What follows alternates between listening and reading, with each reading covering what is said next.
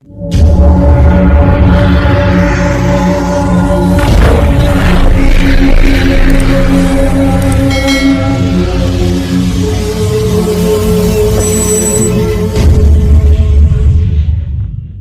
Hello everyone, आइए आज हम इस वीडियो में पढ़ते हैं उपनिषदों के विषय में। जानेंगे उपनिषद क्या है।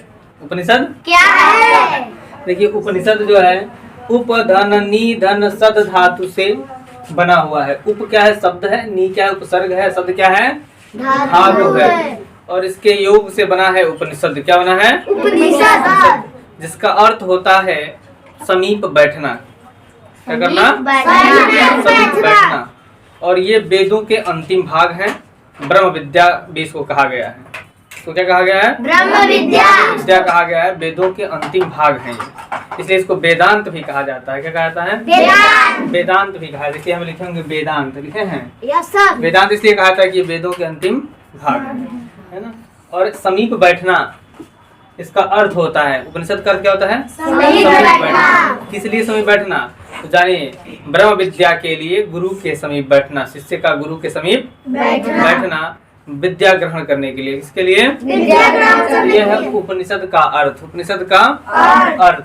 इसके बाद से आपको बताएंगे हम कि उपनिषद को और क्या कहते हैं। तो उपनिषद को श्रुति धर्म ग्रंथ कहते हैं। क्या कहते हैं? श्रुति धर्म ग्रंथ। क्योंकि पहले इसकी रचना मौखिक रूप से हुई है। कैसी हुई है? मौखिक रूप से। ऐसा माना जाता है कि 700 ईसा पूर्व से लेकर 300 ईसा पूर्व के मध्य में इसकी रचना मौखिक रूप से हुई है। कैसे हुई है? मौखिक रूप से। जैसे कोई ऋषि मुनि है, उसने बोला और दूसरा कोई सुना, इस तरह से एक एक करके क्रमशः आगे बढ़ा है। बाद में इसको लिपिबद्ध किया गया है, लिखा गया है ना। तो इसकी रचना मौखिक रूप से इसका विस्तार हुआ है। तो सर्वप्रथम जाकर देखेंगे तो किस भाषा में हुआ है? संस्कृत भाषा में हुआ है। कितनी भाषा में? संस्कृत। कुल कितने हैं? 108 हैं। कुल कितने हैं? 108 है ना। एक विशेष आपको मैं जानकारी दूंगा कि 17वीं सदी में, कौन सदी में? 17वीं सदी में। सदी मतलब शताब्दी, सदी मतलब शताब्दी। देखिए, शताब्दी मतलब शताब्दी किसे कहते हैं? 100 वर्ष के समय को क्या कहते हैं? 100 वर्ष का समय। 100 वर्ष का क्या कहलाता है? शताब्दी कहलाता है। क्या कहलाता है? शताब्दी कहलाता है। 100 वर्ष पूरा, एक शताब्दी पूरा, है ना। एक चीज में और समझना है आपको कि कह रहा है 17वीं शताब्दी। क्या कह रहा है? 17वीं शताब्दी कब शुरू होता है? देखिए, 1600 ईस्वी के बाद से। जैसे 1601 होगा ना, 17वीं शताब्दी शुरू। इस हिसाब से अभी चल रहा है कौन शताब्दी? 21वीं शताब्दी। कौन चल रहा है? 21वीं शताब्दी। अब सबको पूछे कौन शताब्दी चल रहा है, बताएंगे 21वीं शताब्दी चल रही है। लेकिन कैसे? अभी तो चल रहा है 2024। तो 2000 से ऊपर जैसे जाएंगे हम, 2000 जैसे ऊपर जाएंगे, देखिए तो ये 2000 होगा ना। 2000 भी पढ़ेंगे कि नहीं? 2000।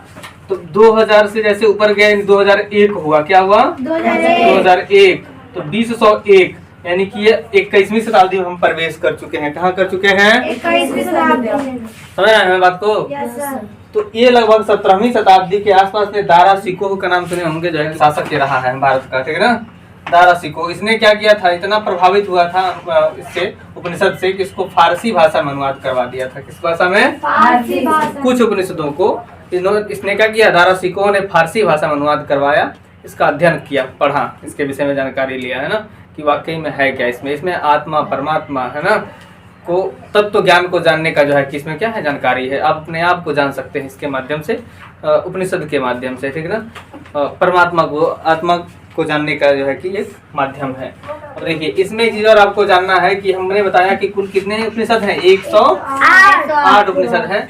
और सभी उपनिषदों का संबंध कहीं न कहीं किससे है? वेदों से है। किससे है? वेदों से है। तो 4 वेद आप लोगों को पढ़ाया गया है। 4 वेद में देखेंगे, ऋग वेद है जो है कि सबसे प्राचीन वेद। इसके उपनिषद कितने हैं? 10 माने गए हैं। कितने माने गए? लगभग 10 माने गए हैं।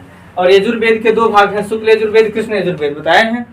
तो शुक्ल यजुर्वेद के जो है कि 19 उपनिषद हैं, कृष्ण यजुर्वेद के 32 हैं, 32 हैं, और सामवेद के 13 हैं, और अथर्ववेद के 31 हैं। कुल जोड़ने पे कितना आएगा? 108 है।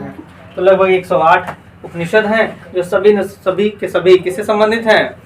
वेदों से संबंधित हैं। लेकिन सभी को तो सब लोग जानते नहीं हैं। मुख्य रूप से जो है कि 13 उपनिषदों को लोग जानते हैं। मुख्य रूप से कितने उपनिषद हैं? 13। ज्यादा जो है कि उपनिषद फेमस है, प्रसिद्ध है, वो 13 है। तो देखिए 13 में कौन कौन है ये जान लीजिए, है ना। पहला है ईश उपनिषद, है ना। दूसरा है केन है, कठ है, ऐतरेय है, छंदोग्य है, तैतरीय है, प्रश्न है, बृहदारण्यक है, मांडुक्य है, मुंडक है। और देखिए ये जो 10 उपनिषद है इसको अलग लिखे हैं हम। ये 10 उपनिषद क्या है, इस पर शंकराचार्य ने भाष्य लिखा है। क्या लिखा है?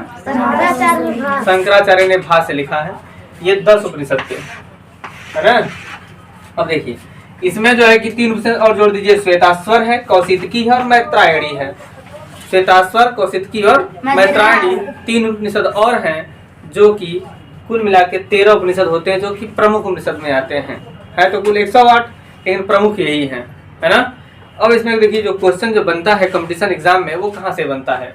बनता यह है कि बताइए सबसे प्रथम उपनिषद कौन है?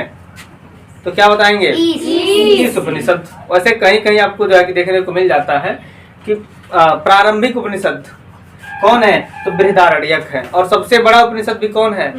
बृहदारण्यक है। कौन है? बृहदारण्यक है। और मांडुक्य जो है कि सबसे छोटा है। याद कैसे करेंगे? देखिए बृहद का मतलब होता है ये बड़ा, बृहद मैंने क्या होता है? बड़ा। तो इसी से याद कर लेंगे जो बृहदारण्यक है वो सबसे बड़ा है। बृहदारण्यक वो सबसे क्या है? बड़ा है और ओल्डेस्ट है ना। और देखिए और जो है कि मांडुक्य, देखिए मंडूक क्या कहते हैं? कूप मंडूक हो गए का। तो मंडूक मैंने क्या होता है? मेढक। कुएं का मेढक होगा, नहीं पूछते लोग, कुएं का मेढक होगा, कूप मंडूक होगा। तो ये जो है कि मंडूक, मंडूक में होता है मेढक। मंडूक में क्या होता है? मेढक।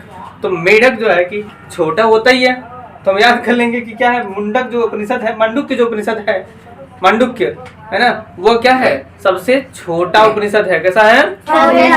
छोटा उपनिषद है। और सबसे बड़ा हो गया बृहदारण्यक, सबसे छोटा हो गया मांडुक्य। अब देखिए एक और विशेषता आपको जानना यहाँ पर जरूरी है कि जो मुंडक उपनिषद है, कौन सा उपनिषद है? मुंडक उपनिषद। इसको हम मुंडकोपनिषद भी कहते हैं। मुंडकोपनिषद में भारत का राष्ट्रीय आदर्श वाक्य, आपको पता होगा, भारत का राष्ट्रीय आदर्श वाक्य क्या है? सत्यमेव जयते। क्या है? सत्यमेव जयते। किससे लिया गया है? इसी उपनिषद से लिया गया है, मुंडकोपनिषद से लिया गया है। कहाँ से लिया गया है? हाँ, तो इसको भी आप लिख लेंगे कि भारत का राष्ट्रीय आदर्श वाक्य सत्यमेव, सत्यमेव, सत्य में ही विजय है, जय है ना, सत्यमेव जयते। ये कहाँ से लिया गया है? सत्यमेव जयते कहाँ से लिया गया है? ये लिया गया है जो है सत्यमेव जयते मुंडकोपनिषद से। किससे? अरे ये मुंडकोपनिषद, मुंडकोपनिषद से लिया गया है सत्यमेव जयते। भारत का राष्ट्रीय आदर्श वाक्य है, लिख लीजिए। ये भारत का राष्ट्रीय आदर्श वाक्य, भारत का राष्ट्रीय आदर्श वाक्य है ना। अब देखेंगे इतना नोट होगा, सिक्का होगा, सब पे लिखा होता है। एक अशोक स्तंभ है जो सारनाथ से लिया गया है, तो उस अशोक स्तंभ के नीचे आप देखेंगे तो क्या लिखा है? सत्यमेव जयते लिखा होता है ना। यहाँ तक कि इवन जो पार्लियामेंट है उस पर देखिए दरवाजे पर ऐसे लिखा गया है। अभी नया वाला जो बना है पार्लियामेंट उस पर लिखा है सत्यमेव जयते। तो सत्यमेव जयते जो है कि एक भारत का राष्ट्रीय आदर्श वाक्य है जो हर जगह आपको मिल जाएगा।